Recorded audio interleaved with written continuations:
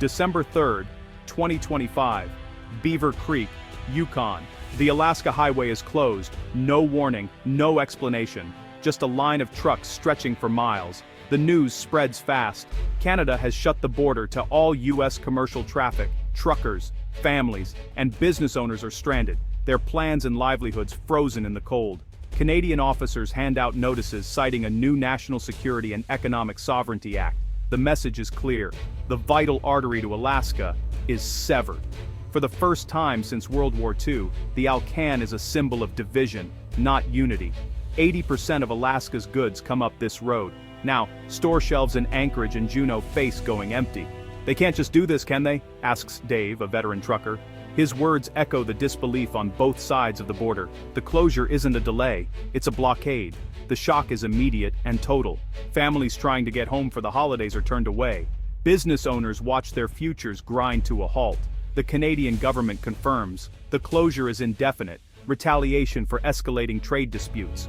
The world watches as two of the closest allies in history are suddenly locked in a standoff that threatens to cripple Alaska and unravel decades of cooperation. The chaos at Beaver Creek is just the beginning. A diplomatic crisis that's been simmering for months has finally boiled over.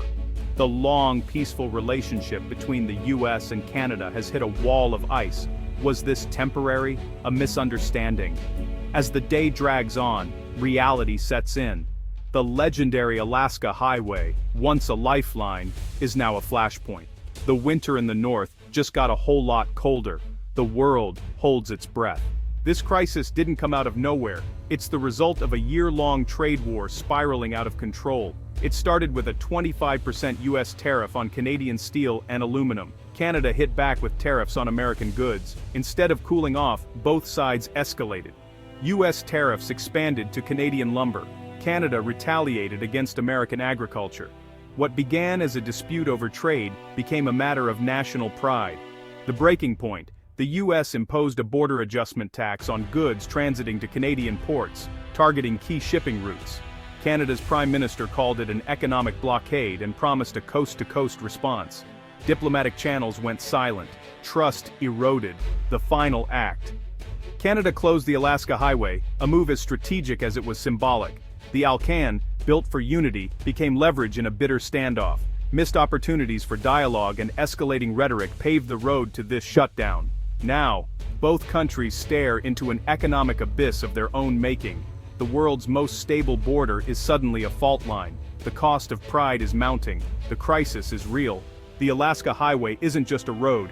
It's a monument to US-Canada cooperation. Built in World War II, it was a lifeline against a common enemy, carved through wilderness by soldiers and engineers. After the war, it became a symbol of adventure, commerce, and friendship, connecting communities and economies.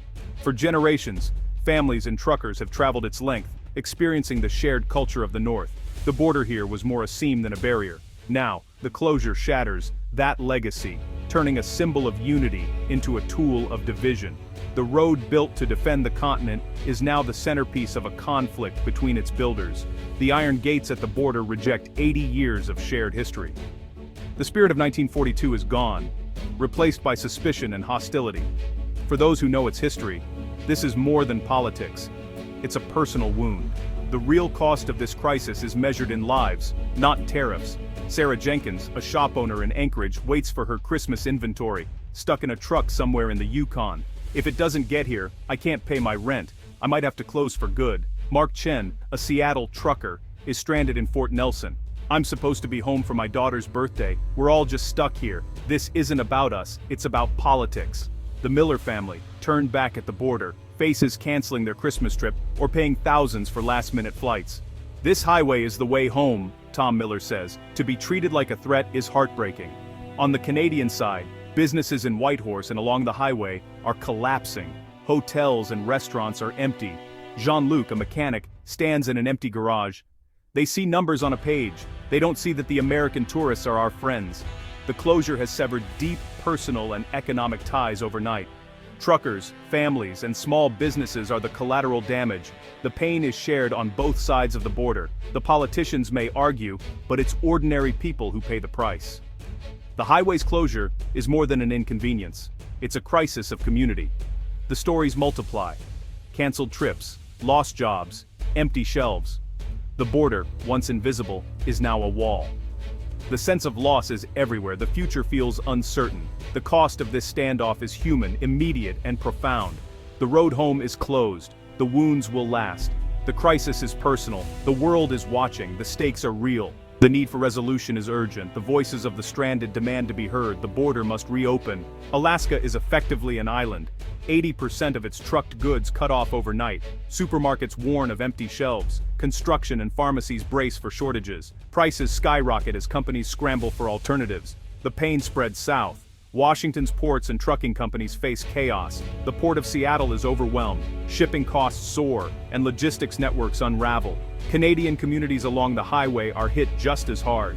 Gas stations, motels, and shops lose their lifeblood. The Canadian trucking industry suffers too. The move meant to punish the US is a self-inflicted wound for Canada's remote regions.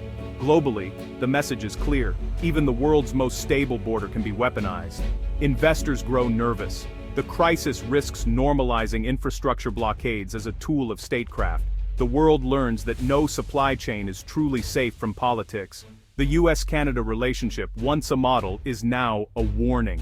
The consequences ripple far beyond the border. The stakes are global. The world is watching. The cost of conflict is rising. In Washington, outrage erupts. The White House calls Canada's move hostile and reckless. Alaska's leaders demand federal intervention. Our state is being held hostage, declares Alaska's senior senator. The pressure to respond is immense. Ottawa stands firm, calling the closure a necessary defense against US economic aggression.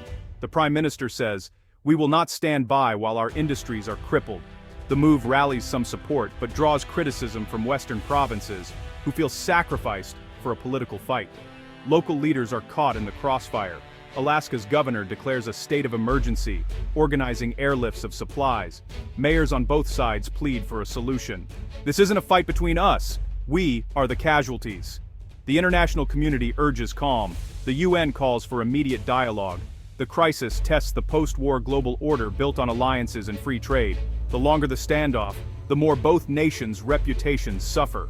Allies watch with alarm. The world waits for diplomacy to prevail. The stakes are higher than ever. The need for resolution is urgent. The urgent need now is for calm, patient diplomacy. Both sides must step back from the brink. A temporary cooling-off period could reopen the highway to essential goods. The US could suspend its border tax. Canada could allow food and medicine through. This won't solve everything, but it would ease suffering and create space for real talks. Negotiation must move beyond press conferences. Seasoned diplomats need a clear mandate to find compromise. All tariffs should be on the table, with a phased rollback as the goal. Dispute resolution mechanisms like those in the USMCA can help move the conflict to neutral ground. Independent panels can assess claims and provide a factual basis for settlement. Leaders must change the narrative. On der narrative, remind citizens of the deep bonds that unite the US and Canada. A joint statement committing to peaceful resolution would be a powerful first step.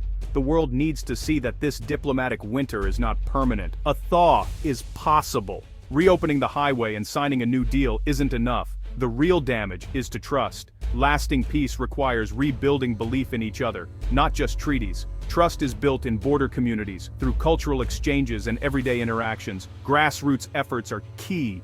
Empower local leaders, support joint recovery projects, and foster cross-border tourism and education. Media and the arts can help, telling stories of shared history and values. Celebrate the friendship to help bring it back to life.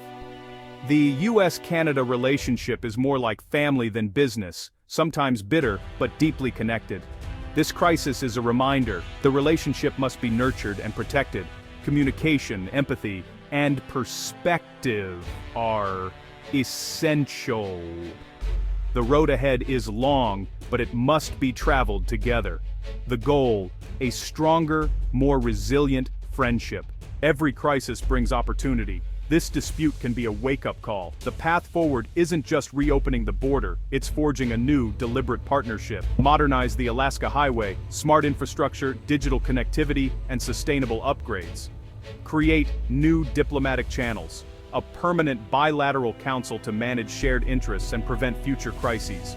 Reaffirm shared values, democracy, stability, and cooperation. The world needs a strong, united North America. This is a chance to turn conflict into renewed commitment. The US and Canada can once again be a model of hope and stability.